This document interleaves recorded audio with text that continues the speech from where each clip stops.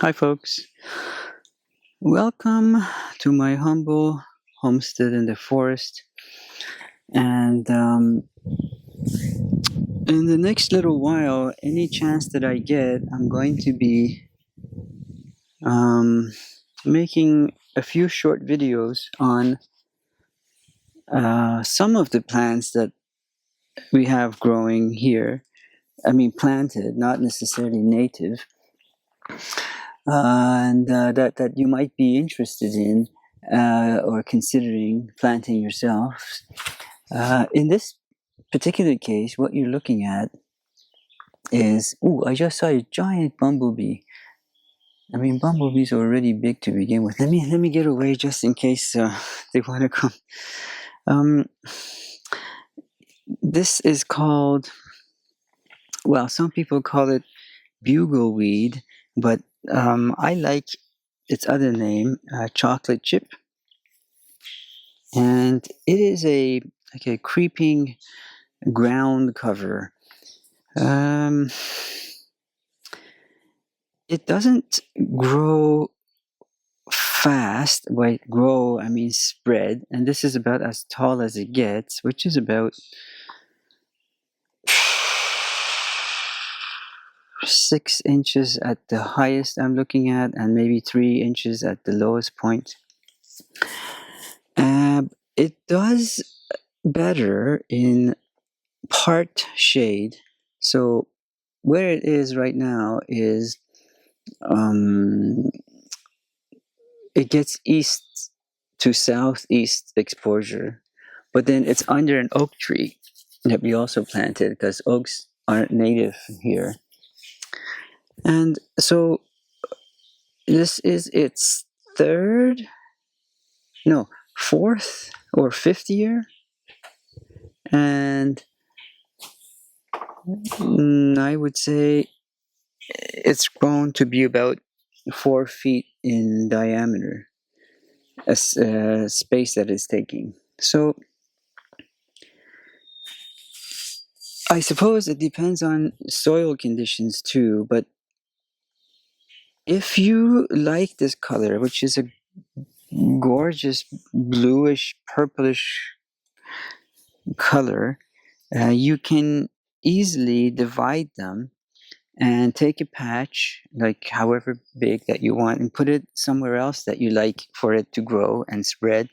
What I like, what I'm always trying to tell people to do is get away from lawns and grass and plant this sort of thing, because not only they're low maintenance, I mean, no maintenance. All I have to do is come and weed in between from time to time what I don't want growing there, because I have enough of everything growing there. So this is vetch that doesn't need to grow. This sort of a bluegrass doesn't need to grow there.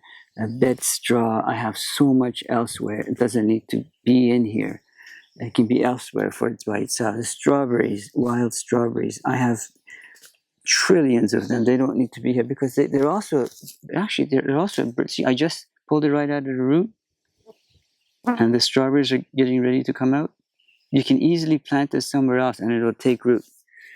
There's dandelions here. I love them, but they don't need to be here. There's even a maple growing here, which I have a lot, and I give them away a lot, but it's going to be way too close to this. See, this came right out of the root. I pulled it right out of the root. You can plant this somewhere and have yourself a free maple tree. I do give away free that size trees every springtime and every fall, because that's the best time to grow them. If you're around in the neighborhood, let me know. They're free to you.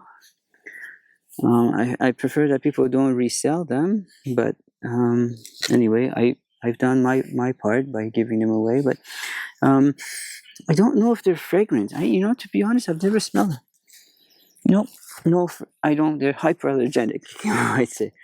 Do they have any medicinal uses? But folks, doesn't everything have a medicinal use? I honestly don't know if they do, but I like I said, I don't know if I don't imagine them not having. But they are beautiful. They do cover where you don't want to be mowing all the time, and they take care of themselves. You just have to go in from time to time and pull out what you don't want growing there. And don't feel bad, because we do have spots, Sorrel. We do have spots on the property where everything can grow as it wants to. We don't. It's like a rewilding thing. But certain spots, I like to have it dedicated to a one specific plant, and this is, as I said, chocolate chip, ground cover, creeping slow, but if you leave it, it can take over one day. Anyway, hope this was helpful to you.